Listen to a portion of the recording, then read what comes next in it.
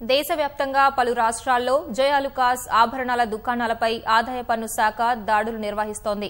ఈ సంస్థ నిర్వహిస్తున్న వ్యాపారానికి చెల్లిస్తున్న పన్నులకు భారీ వ్యత్యాసమున్నట్లు ఐటీ శాఖ గుర్తించింది.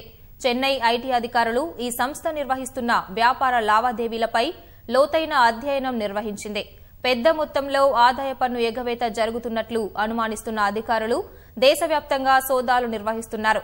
తమిళనాడు, కర్ణాటక, కేరళ, ఆంధ్రప్రదేశ్, తెలంగాణ రాష్ట్రాలతో పాటు పలు రాష్ట్రాల్లో ఈ సోదాలు కొనసాగుతున్నాయి. ఒక్క తెలంగాణ నుంచే 7 ఐటీ బృందాలు సోదాలు చేస్తుండగా ఒక్కో రాష్ట్రం నుంచి 5 నుంచి 10 ఐటీ బృందాలు తనిఖీల్లో పాల్గొంటున్నట్లు ఐటీ వర్గాలు తెలిపాయి.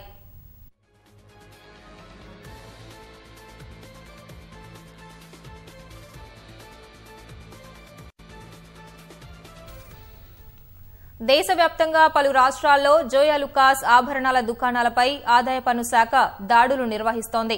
ఈ సంస్థ నిర్వహిస్తున్న వ్యాపారానికి చెల్లిస్తున్న పన్నులకు భారీ వ్యత్యాసమున్నట్లు ఐటీ శాఖ గుర్తించింది.